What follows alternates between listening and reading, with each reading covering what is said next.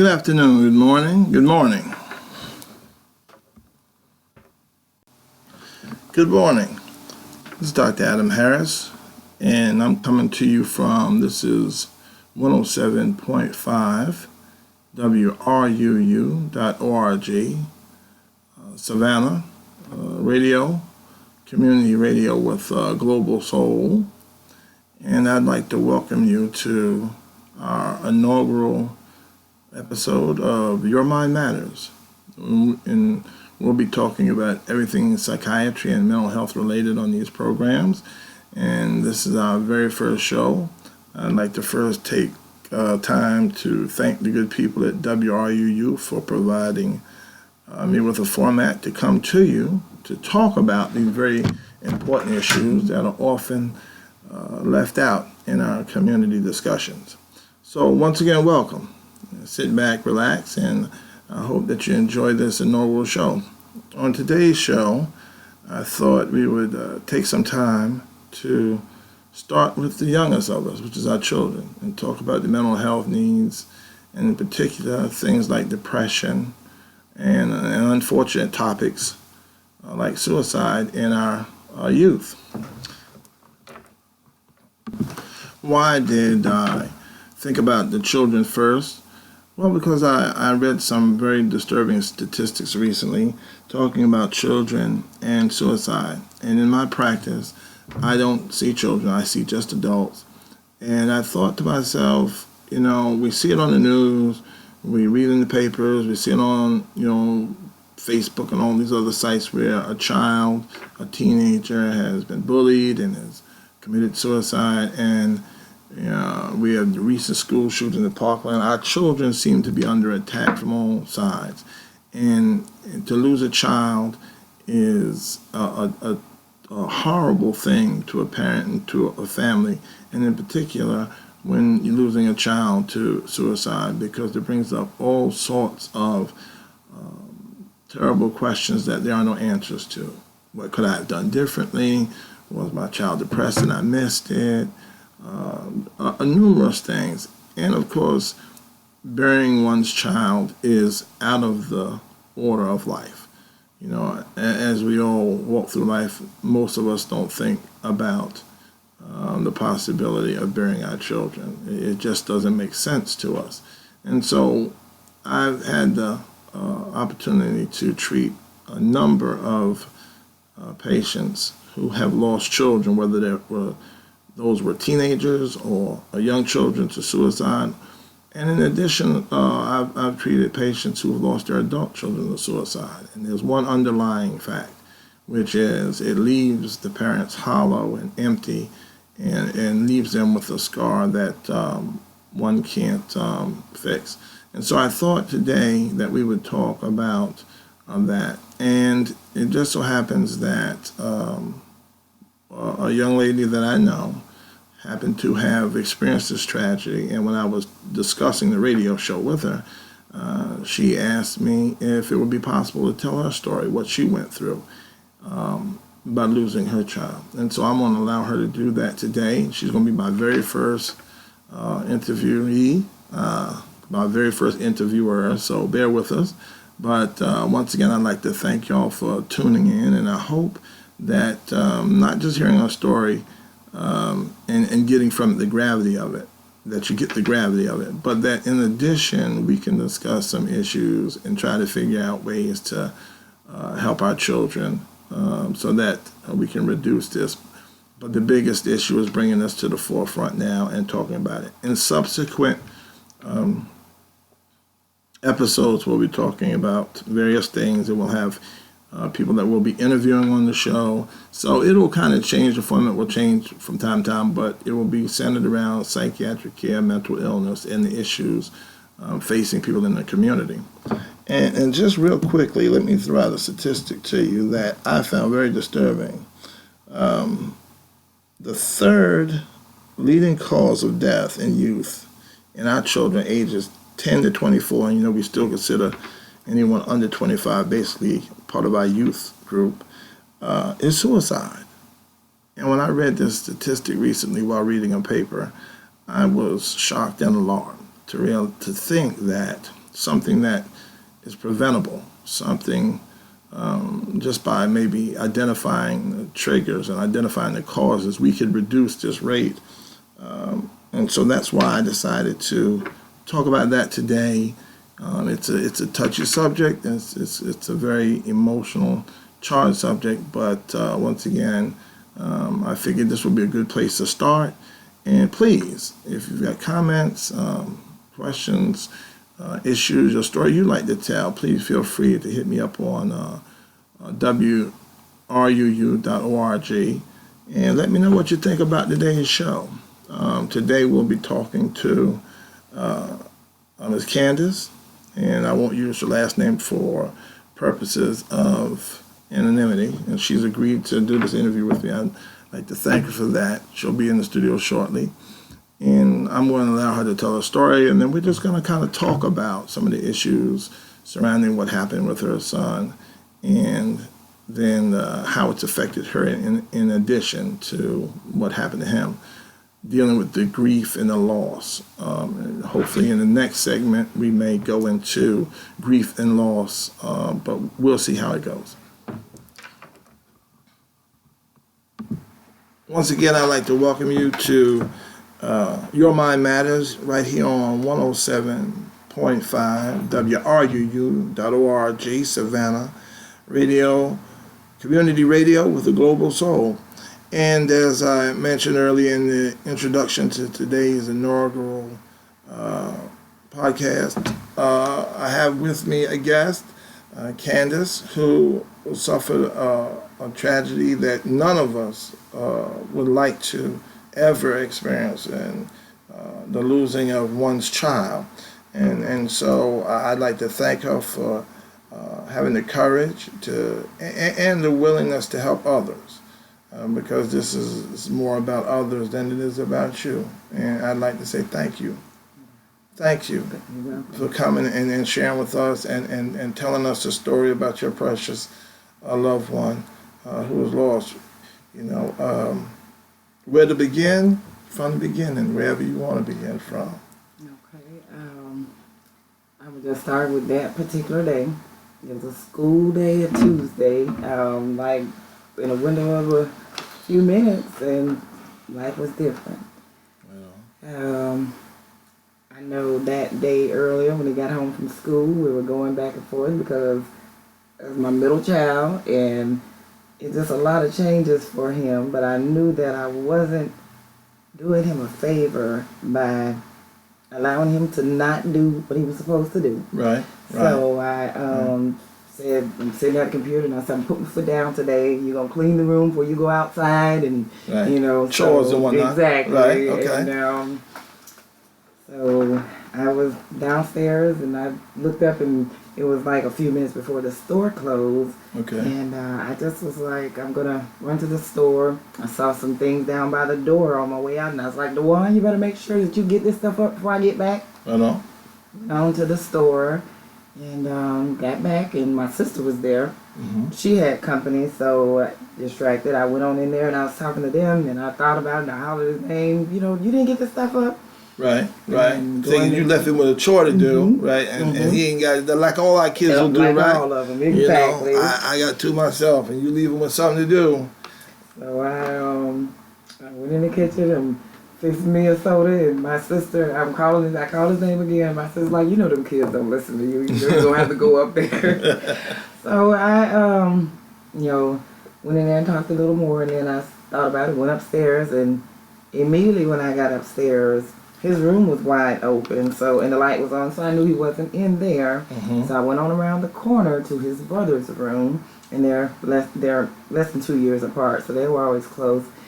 And this particular day, I went to open his door, and I could twist the handle, but I couldn't open the door. Okay. So I said, BJ, what is behind your door? And he said, well, that's the one laying there. Probably, you know him, playing sleep or playing dead. And I said, I tell you what you do. Get up and pinch his nose and cover his mouth, and he'll get up. Mm-hmm. And it's like, it was like silence. And his room was right next to the bathroom. I stepped in the bathroom, I looked in the mirror, and I said, something's not right. So So I went back to the door, I twisted the handle, and I pushed real hard. And that's when it slid him out of the way, and his head fell to the side, and I could see the belt on his neck. Okay.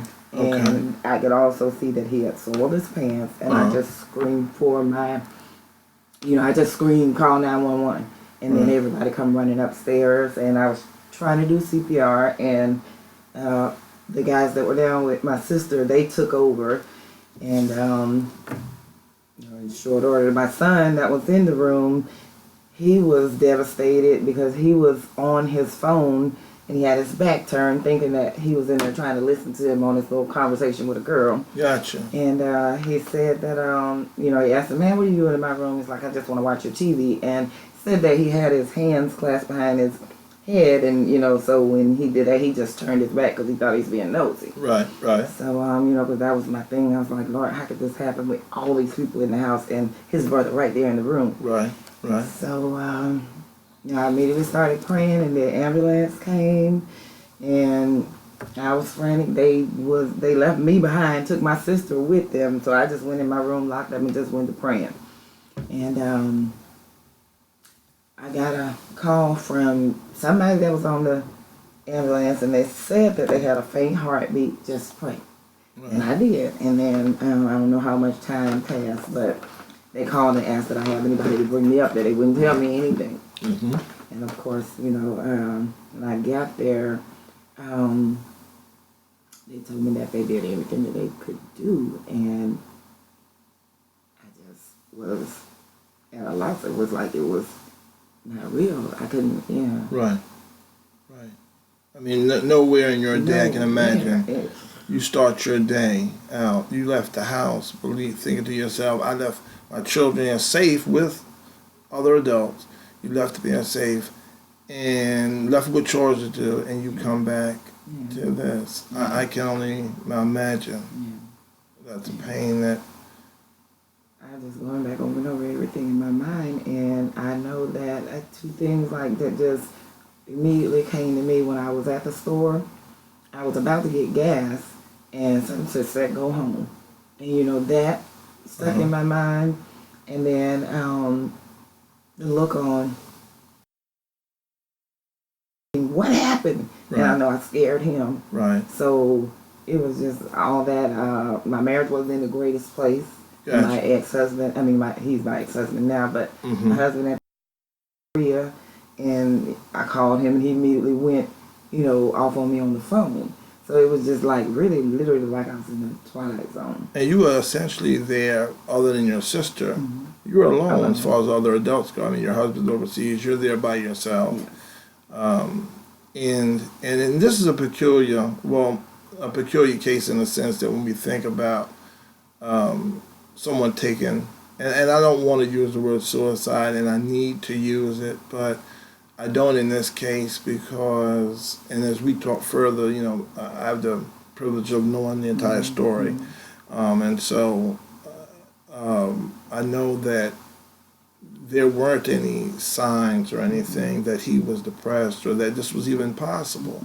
And so that's an important point that I know you wanted to make certain that we bring up. So we'll get to that. But I can only imagine the horror and the disbelief.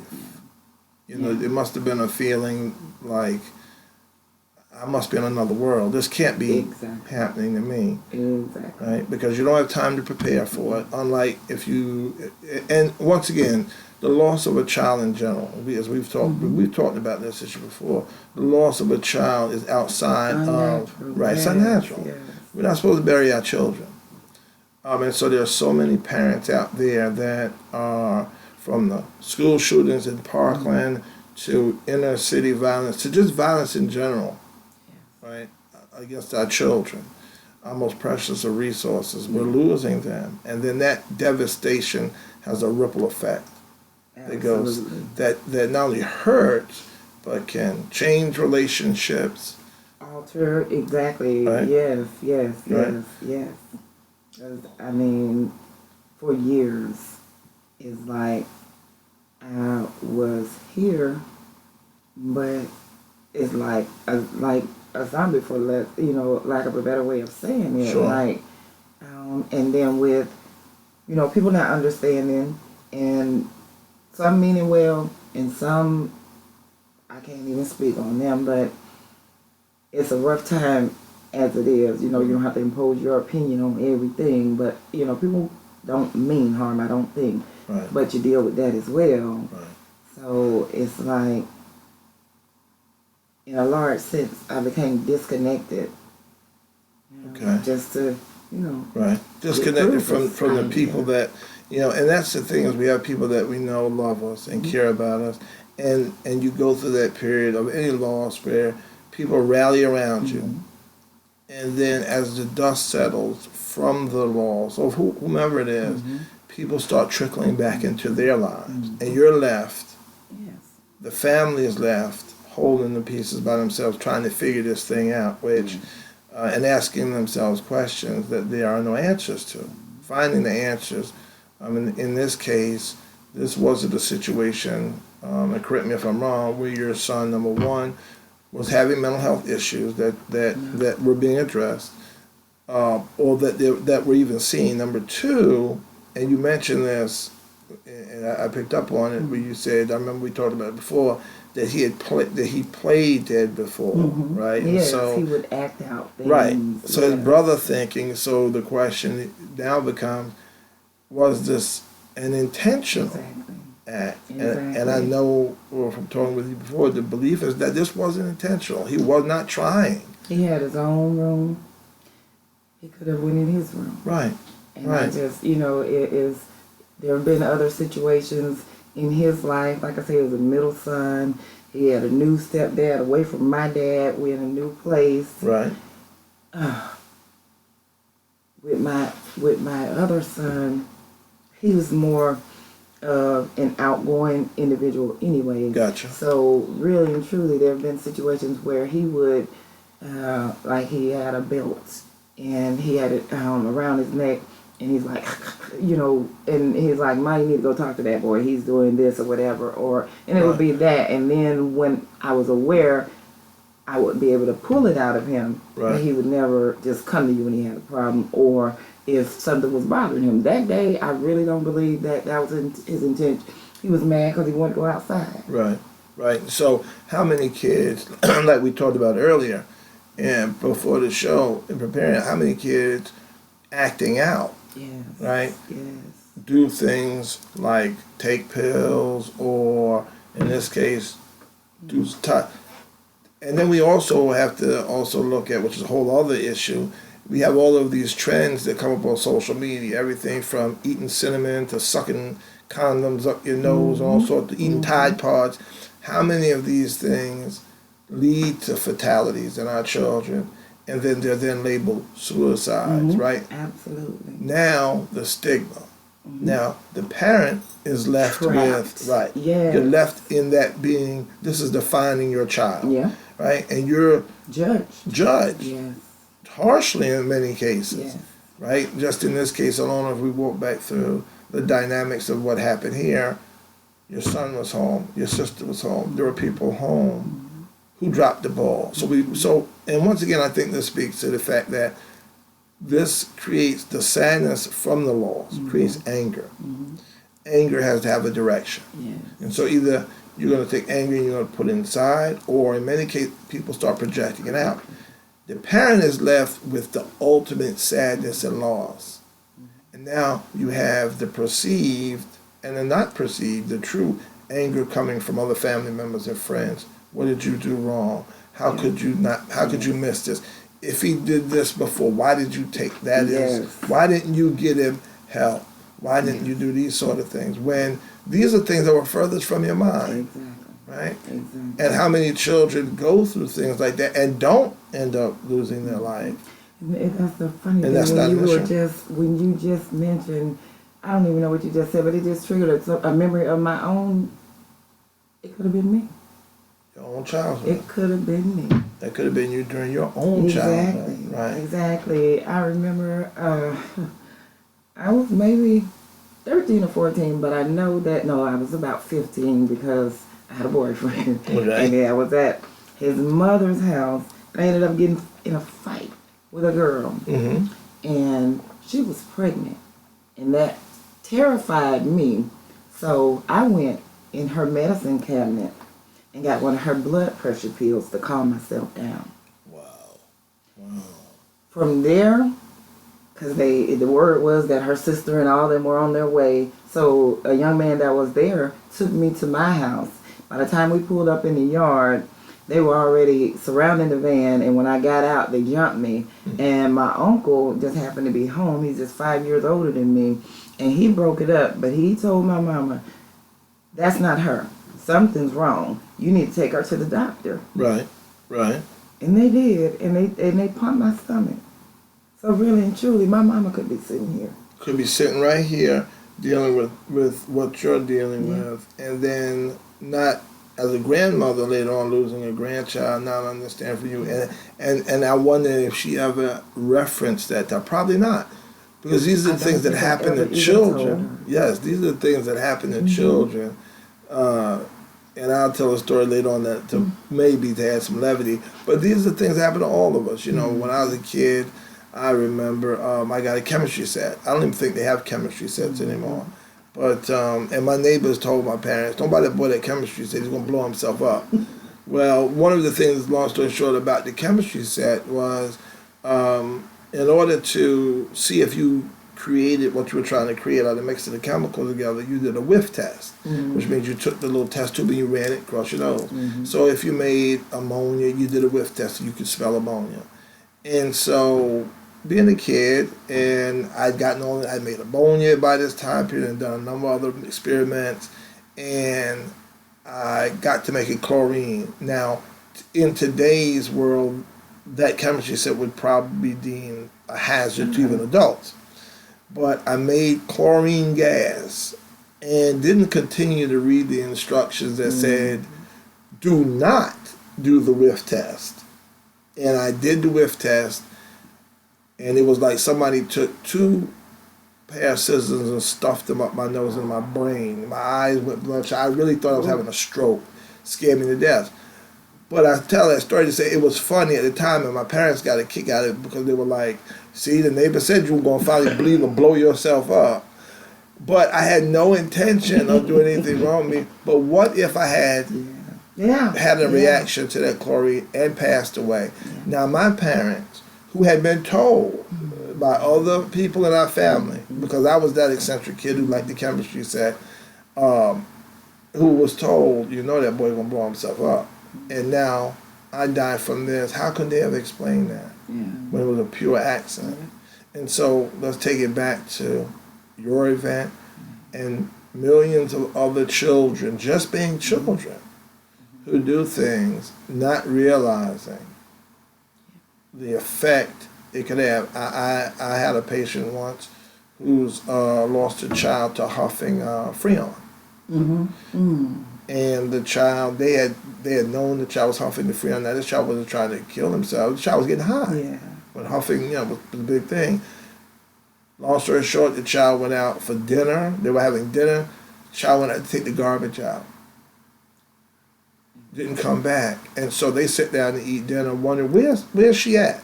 We sent her with the garbage. She's been gone too long. Go out.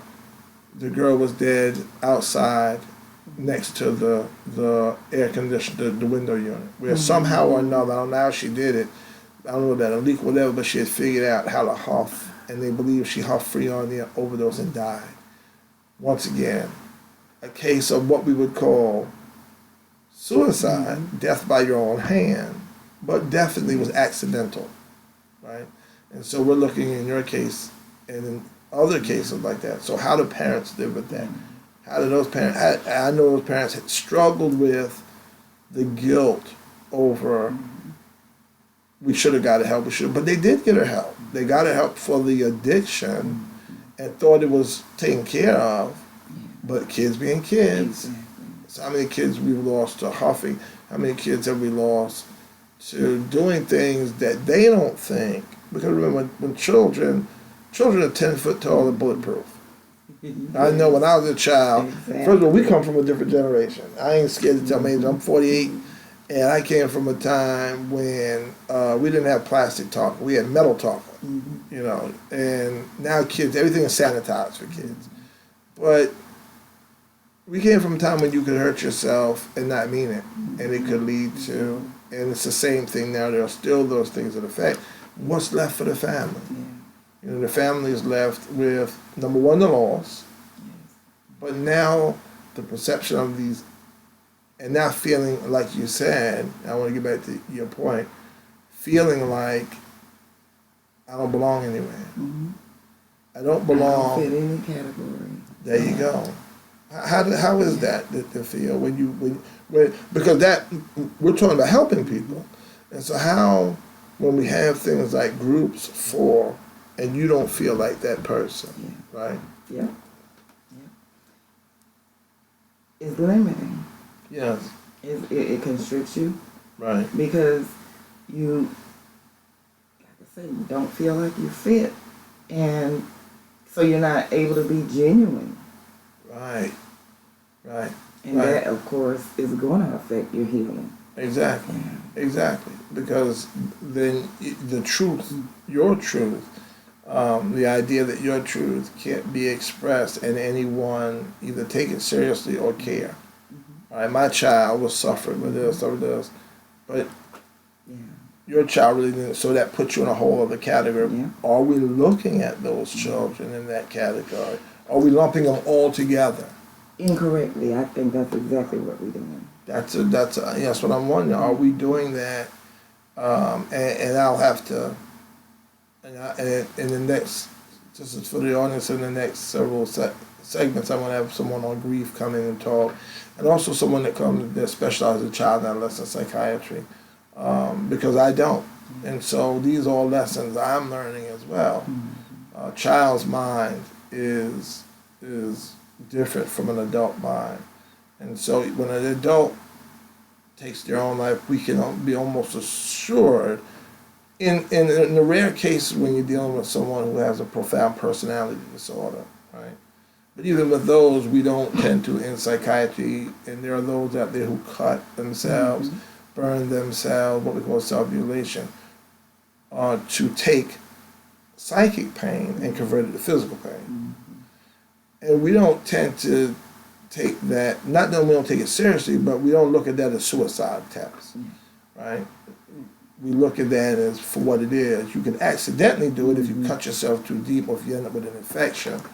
But now we're looking at children who are learning how to cope with life. Yeah, I was about to say, not even at that place where they can make these That's right. decisions and understand, past tomorrow. That's right. And so then they're lost, and of course, then the memory of them, the legacy of them is an issue the parents have to deal with. And I know in your case that had to have been not just, even if we could categorize it into that there were mental health issues, he killed himself, right? That's bad enough. But then to not know the why and to have to speculate that he wasn't trying to kill himself. Now I know in talking to you that has brought you some sense of peace in knowing that he wasn't trying to, right? But that came later on, Exactly. right? Yeah, In the initial, yeah. dealing with it initially, what was it like dealing with initially the feeling of what happened for you? It was hard for me because in my heart I really didn't believe he did. Okay. But I was surrounded by people who didn't. So you were surrounded by people who did believe. And, so they were like, I don't know what he could have been thinking or, speculating on that level. And I could understand me being perceived as, oh, well, you're his mom. Of course you're going to think that. But no, I'm saying this is what I really believe. Right, right. And as his mother, you have that intuition, right? And I firmly believe in not just the mental state of mind, but the spiritual state of our being. I believe we are spirit beings, and just like as you were telling the story, you felt something, that intuition telling you go home. I believe it was telling you, that was the spirit. You knew maybe he was transitioning at that time. Maybe You felt absolutely. it. I've heard that from too many people to say, and I've experienced it myself in laws, that either heavy feeling or that feeling of fear that comes out of nowhere that you wonder, where did that come from? And then to find out that one of your loved ones was either hurt or in danger, because we're connected spiritually, right? Love does that. And that's why love transcends the grave itself through memory. But it still doesn't mean we don't hurt. Still doesn't mean we aren't left with a profound amount of hurt. So now you're left with, at the time that this went on, when this transpired, you and your husband weren't in the best place.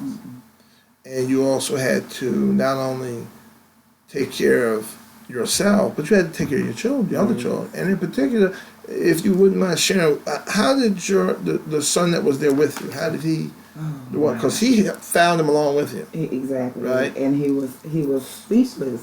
So I knew something was wrong. Right. So that's why I forced him to the room. And like I said, my immediate reaction, I yelled at him, and I saw the fear on his face. That did something to him right there in that moment. Right. So I knew that I was going to have to go back to that. Gotcha. And what I witnessed with him, because like I said, that whole, say, 2-3 years was like a fog. But I didn't have time to sit in mind, because I had him that I was immediately worried about. Over the next year, I watched him like he literally looked like he shrunk in stature. Wow. I was so worried about him. Sure. And he didn't talk. And now we get into other issues of boys versus girls. Some of the things that we teach our young men, which is to hold things in. And maybe him thinking, okay, I have to be strong for mom. Mom is thinking, I have to be strong for them.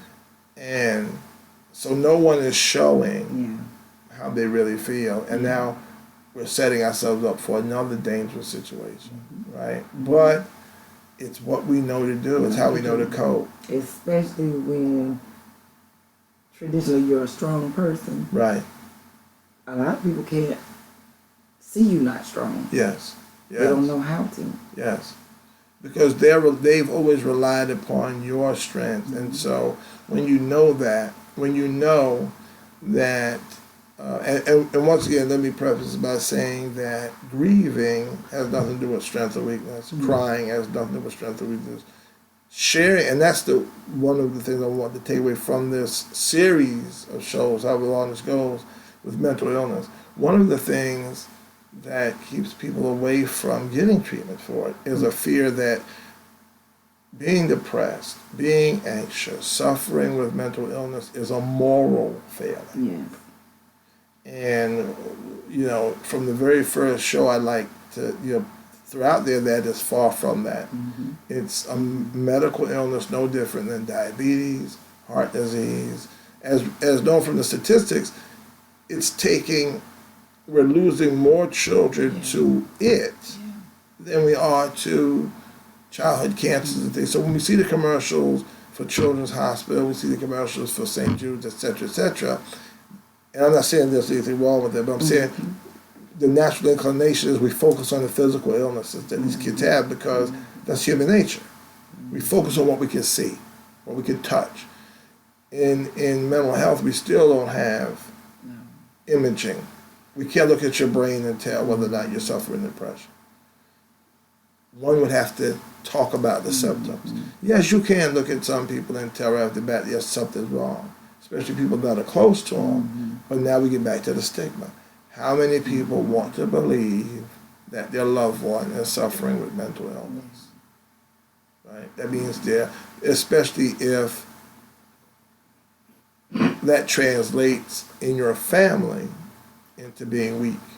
So if you're depressed, and once again, there's a difference between depression and sadness. Sadness is just one component of depression or illness.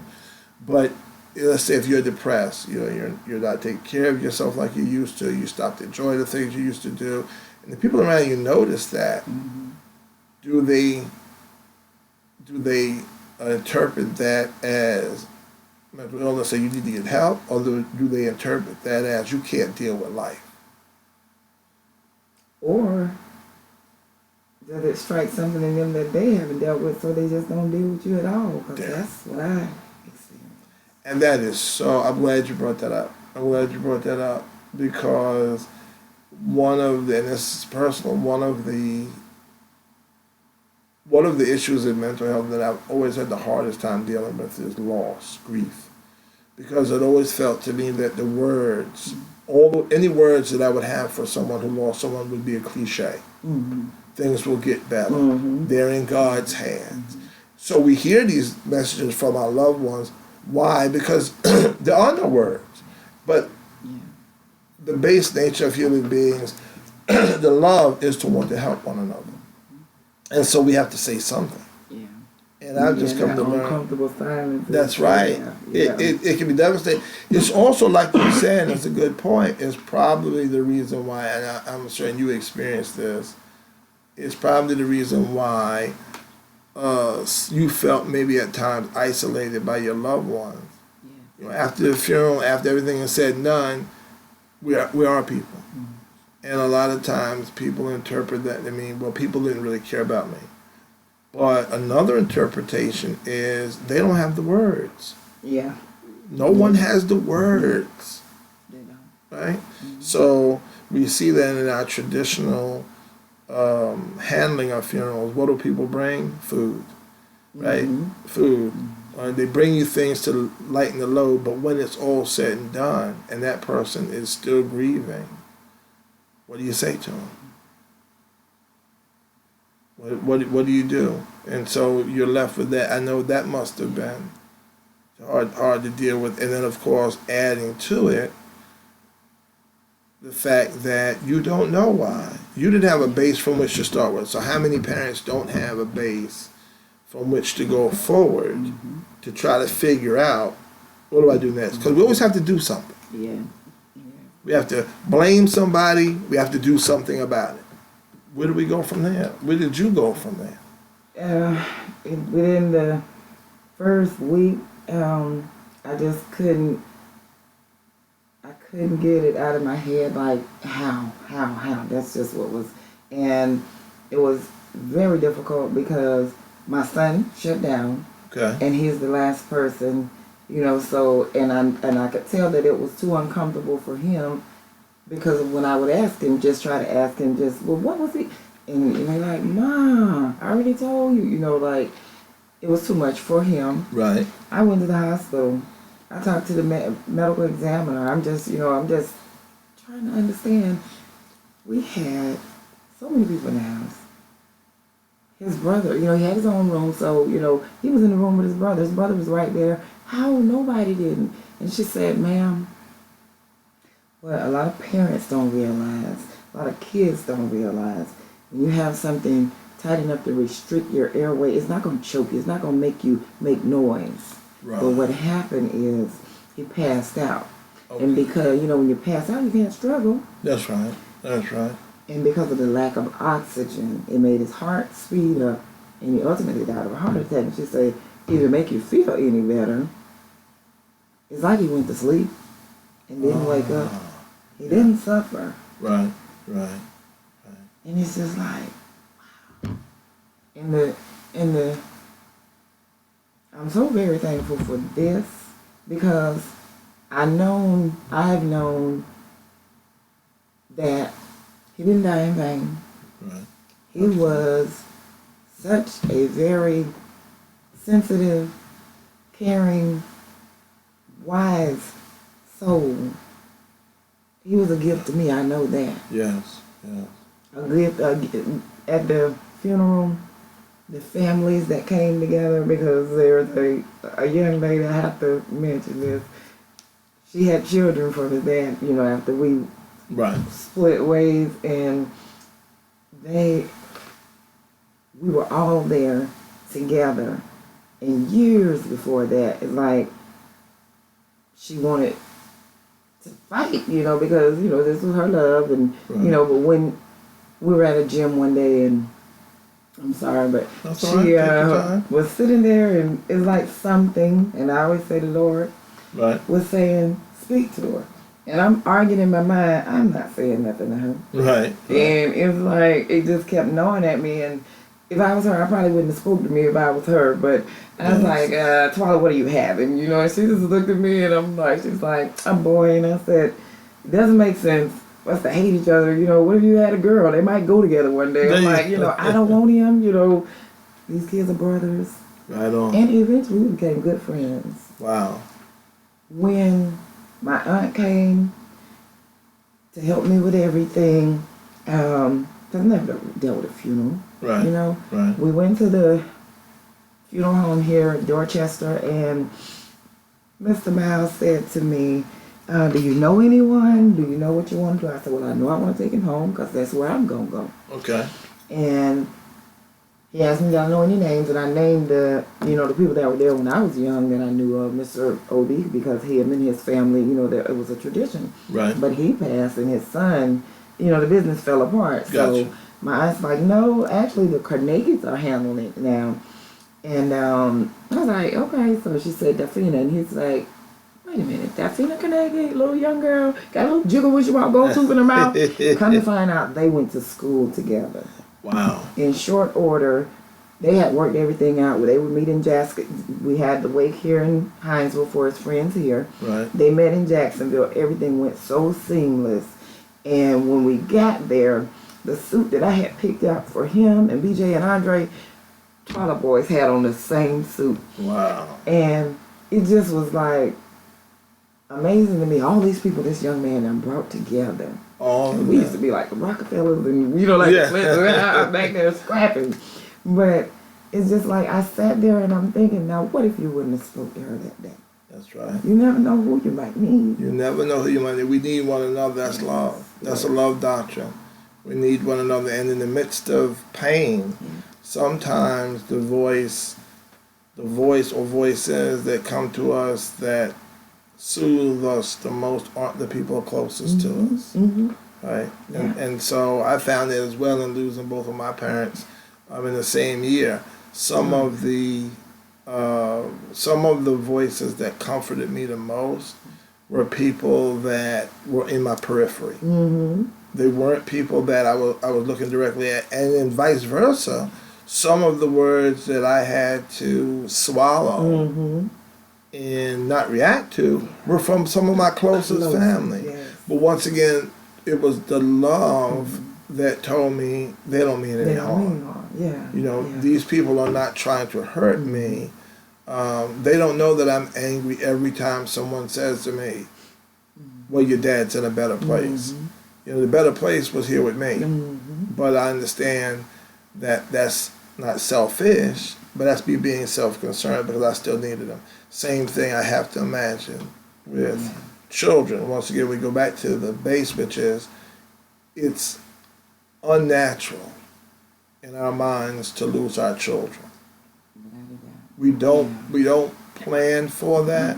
We don't look, unless of course you've had a child that was born sick, and so then part of the grieving process you've already done. But it's so out of the norm, and everyone that chooses to love will eventually experience sorrow. But that's a sorrow that is not. That's not even in the periphery. Take your breath kind of away. Oh yeah. And it can take it away for a while. To where I imagine you may have found yourself calling his name. Doing a lot of things that because it's unbelievable. This is just not supposed to happen. And then again to deal with, not deal with, but try to interact with other people that have experienced the same loss, but experienced it, and they have some sort of reason or rationale for it. Exactly. And see, I hadn't met anyone, and then when when I spoke with the medical examiner, a lady that I eventually ran into again in life, she came to my door, and she had her 3 boys with her. And she was, telling me, of course, she's sorry for my loss. And she said, I'm very sorry to ask you this. She said, but can you please talk to my son? She turned his head and she showed me a red mark on his neck. Wow. And she said, because he don't understand. That could be permanent. And I did talk to him, and I said, you don't play like that, Right. you know, because in a split second, Be gone. you know. You can be gone away Yeah. from here. Yeah. And once again, not trying to, not mean to. Life for a child can be going along swimmingly, so to speak, and they do something impulsively Exactly. that either someone told them or they saw on YouTube or not calling YouTube out, and there's nothing wrong with it. I know I fixed my refrigerator with YouTube the other day. But the point is, there are so many images that our children are receiving now that we didn't have 20 years ago. Not even some of them, not even a decade ago. And that our children are exposed to so many things, not all of which is good for them. Exactly. And so trying these things out. And so where's the support? Where's the understanding for them? Because once again, inevitably, what happens to a lot of them is parent shaming. Right? You should have known. It's your fault. You let them get away with doing these things, and in many cases, the parents don't even know, or, like in your case, never even thought that that was possible. Never thought that doing something like that, playing, was possible. And so our kids are mischievous. They try to make us laugh, and because they've got good hearts, and we don't realize sometimes. And so instead of not realizing too, that's an issue.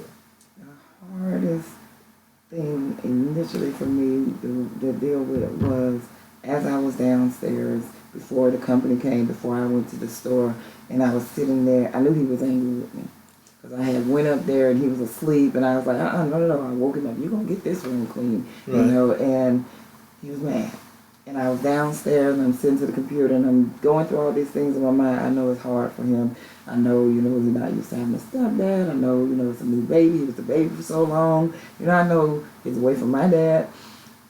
And I was thinking, and he walked by and he was on the phone with my dad and he was venting and everything. When I hear my dad saying, you know, I'm gonna come see you this weekend. He's like, okay, Right. and everything. And I said, I know you're mad at me, but I'm gonna stand my ground.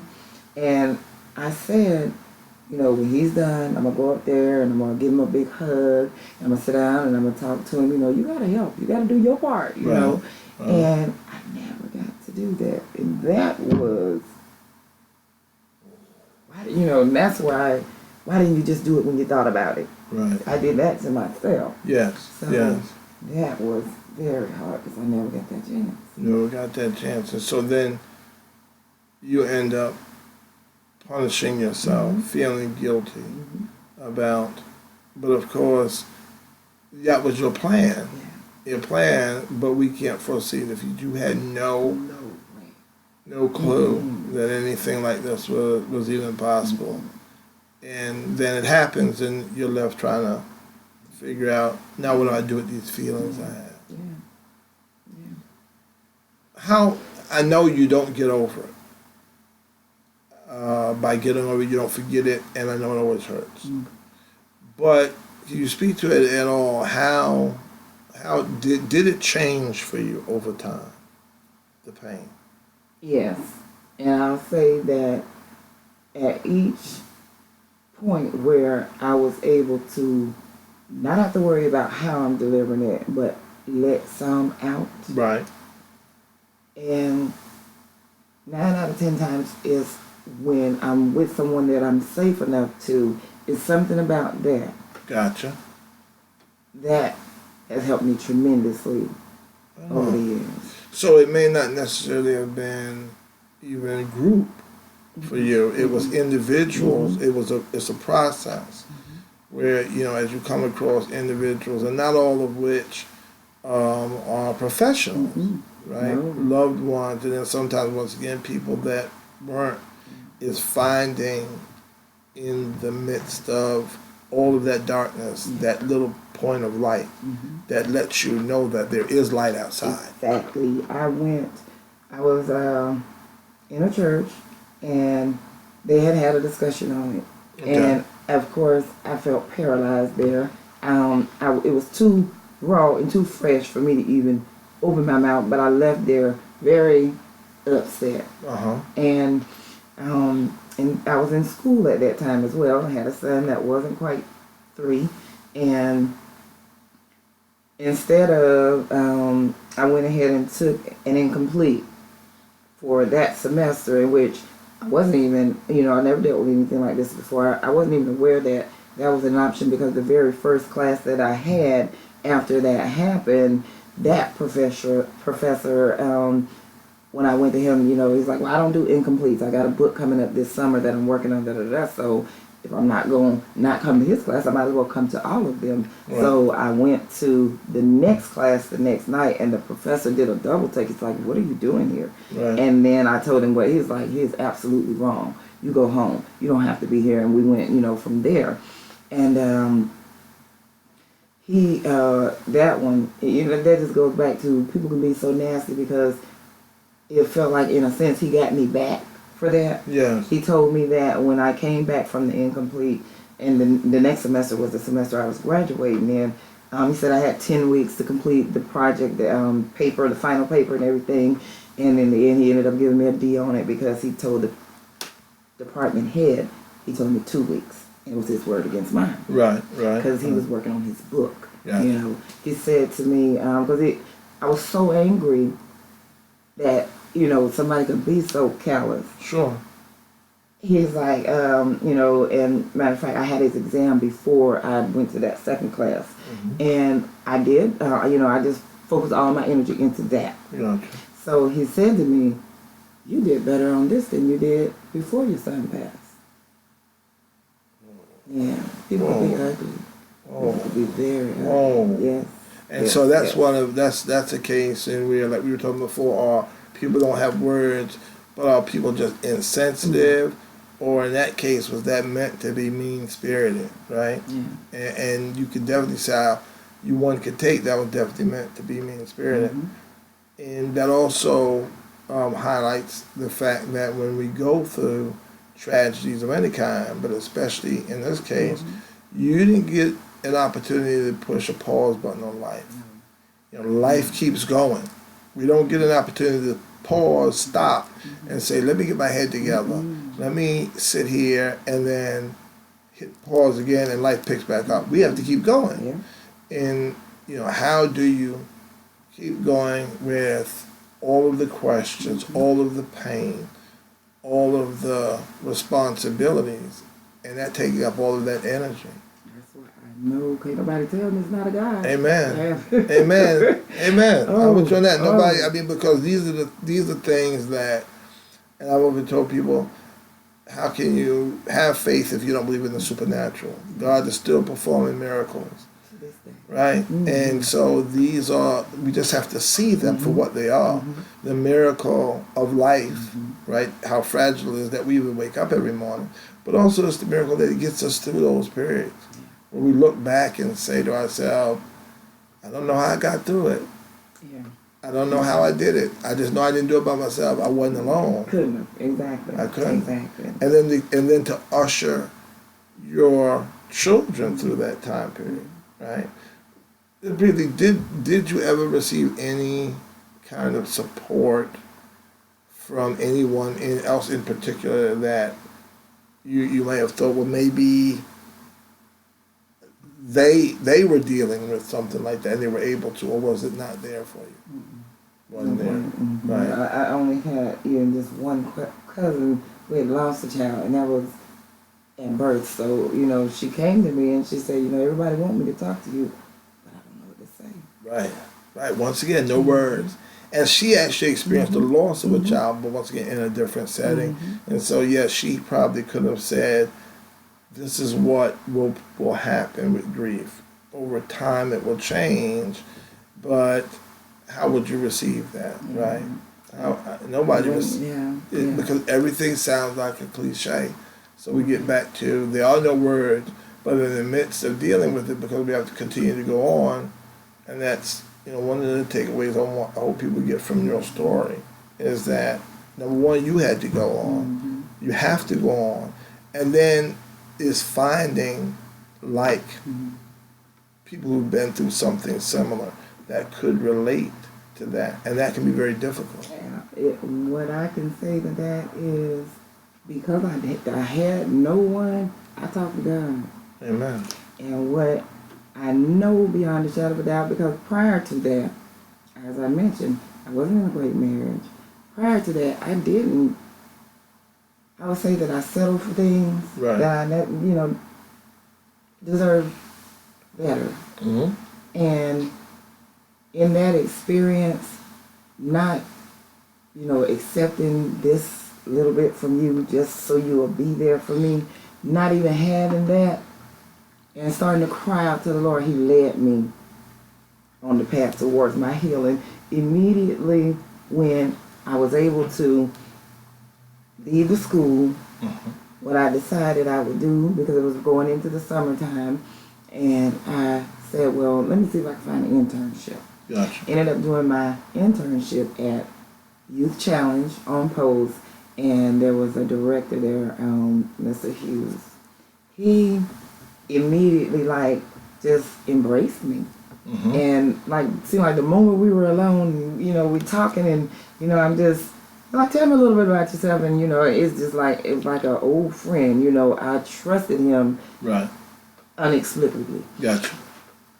As I got into, and this was not long after that Bible study where they were talking about suicide and just wrong information. Right. And a lot of times coming out of our churches and our pulpits, well-meaning individuals end up taking it to, once again, a moral or failing when it's an actual illness. And I'll get into that too in another show, but I'm glad you brought that up, because sometimes that could do more harm than good. Yeah. Yes.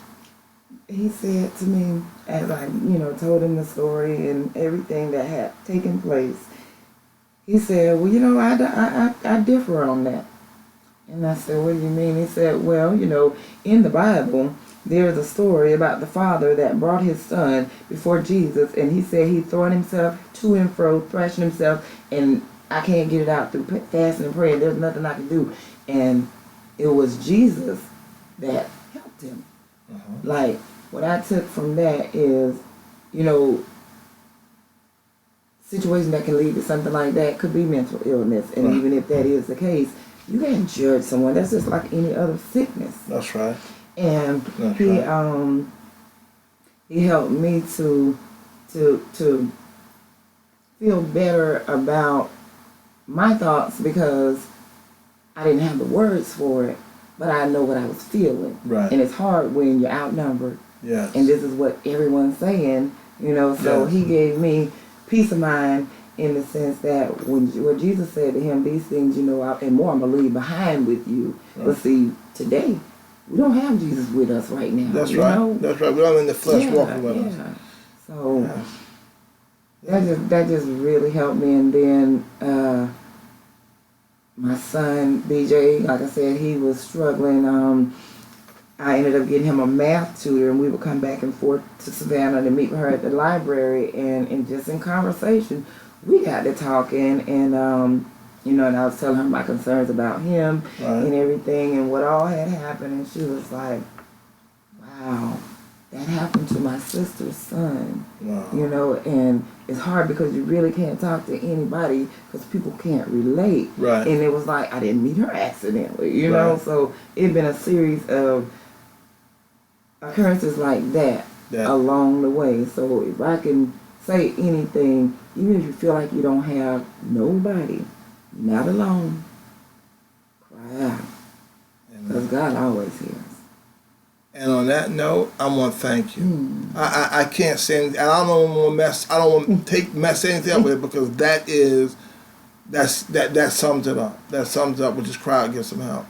Well, once again, I want to thank you for taking this brave and courageous step to help other people, to spread this out, and to say that I really appreciate it. I know my listeners appreciate it. I appreciate it. You're my first, person on the inaugural show.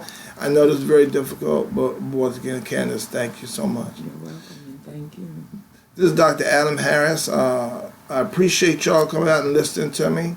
Next show we'll be probably taking this issue further and talking about grief and how to manage it.